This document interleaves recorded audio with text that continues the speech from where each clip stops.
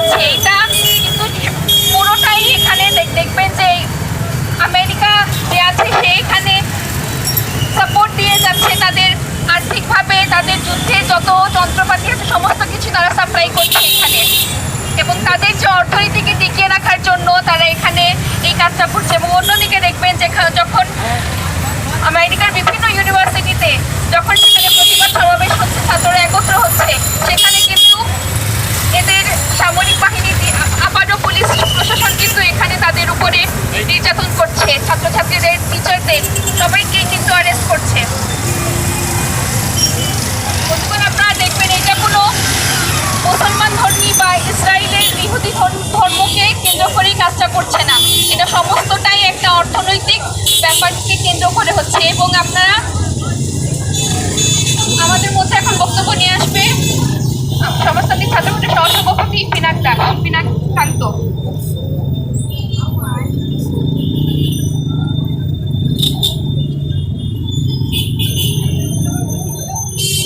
সংগ্রামী দেশবাসী, সংগ্রামী সিলেটবাসী, আপনারা জানেন যে বর্তমান বিশ্বের সব থেকে মর্মান্তিক দুঃখজনক যে ঘটনা বেশ কিছুদিন ধরে চলছে, আমরা দেখতে পাই যে গাজায় ফিলিস্তিনে যে হত্যাযজ্ঞ, যে ধ্বংসযজ্ঞ চলছে, সারা পৃথিবীর যে বড় বড় দেশের নেতা, যে রাষ্ট্রপ্রধান, তারা আজকে নিশ্চুপ, তারা আজকে ফিলিস্তিনের পাশে কেউ দাঁড়িয়ে নেই। আমরা বলতে চাই এই ধরনের ধ্বংসযজ্ঞ, এই ধরনের যে অহেতুক একটা দেশকে, একটা রাষ্ট্রকে, জাতিকে ধ্বংস করে দেওয়া, এটা কখনো হতে পারে না।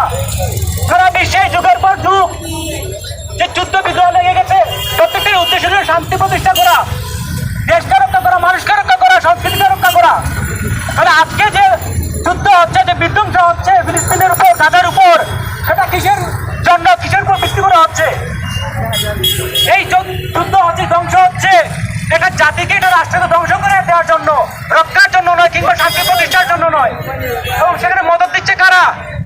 খোদ আমেরিকার মতো একটা রাষ্ট্র, যারা সারা বিশ্বকে গণতন্ত্রের সংজ্ঞা শিখায়, আজকে তারাই ইসরায়েলকে মদত দিচ্ছে, শক্তি যোগাচ্ছে। আজকে ইসরায়েল এর পক্ষে গিয়ে ইসরায়েলকে সেনা সহযোগিতা করে, অস্ত্র দিয়ে সহযোগিতা করে ফিলিস্তিনকে, গাজাকে আজকে উড়িয়ে দেওয়ার যেটা পরিকল্পনা, সেটাই বাস্তবায়ন হতে যাচ্ছে।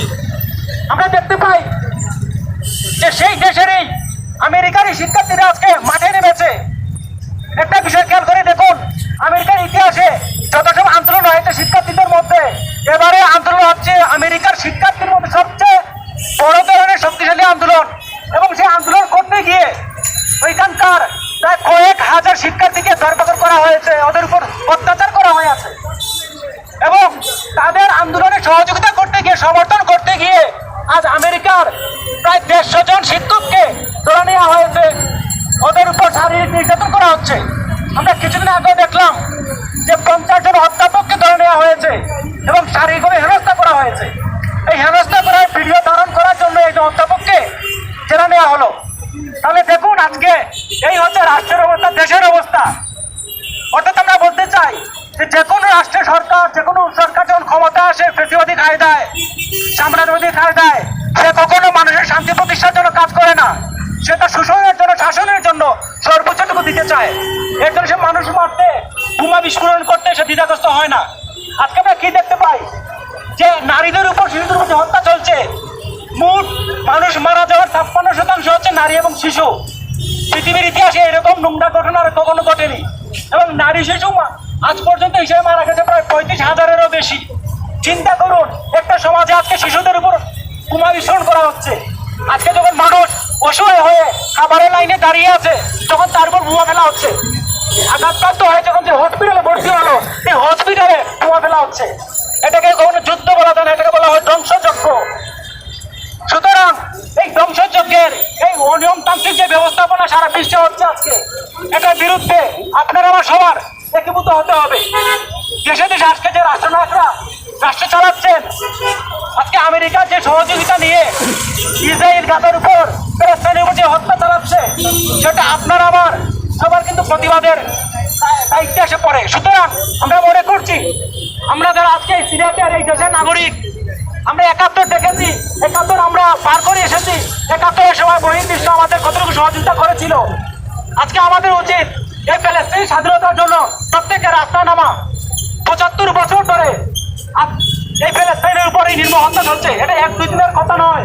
75 বছর ধরে একটা রাষ্ট্র স্বাধীন হতে চায়, একটা স্বাধীন রাষ্ট্রের জন্য আজকে কান্নাকাটি করছে, মিছিল মিটিং করছে, প্রাণ দিচ্ছে, তারপর স্বাধীন হওয়ার রাস্তায় যেতে পারছে না। এবং সেখানে আজকে বিশ্বের যে বড় বড় দেশগুলো, সাম্রাজ্যবাদী রাষ্ট্রগুলো সে প্রতিবন্ধকতার কারণ হয়ে দাঁড়িয়েছে। আমরা বলতে চাই এভাবে একটা রাষ্ট্রকে ধ্বংস করে দেওয়া যায় না। তাই আপনার আমার সবার ফিলিস্তিনি স্বাধীনতার পক্ষে মাঠে নামতে হবে। ধন্যবাদ সবাইকে।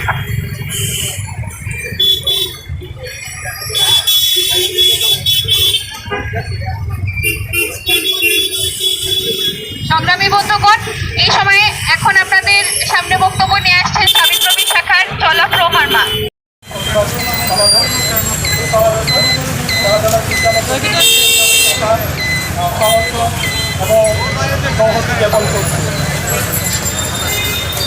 এবং সেই সাথে সকল মানুষকে পৃথিবীতে সকল নিপীড়িত মানুষের মুক্তির যে আন্দোলন, প্যালেস্টাইনের যে মুক্তি আন্দোলন, সেই আন্দোলনে সবাইকে সামিল হওয়ার আহ্বান জানাচ্ছি। সকলকে ধন্যবাদ।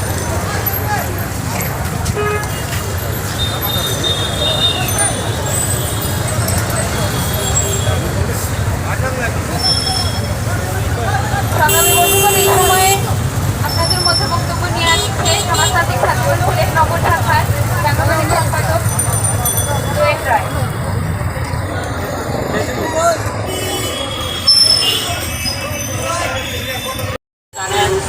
এই কারণে আজকে আমরা এখানে সমবেত হয়েছি। আপনারা দেখবেন যে ফিলিস্তিনি এবং ইসরায়েলের মধ্যে যে যুদ্ধ, 75 বছরের যে যুদ্ধ, আজকে এই যুদ্ধের কি পরিণতি দাঁড়িয়েছে।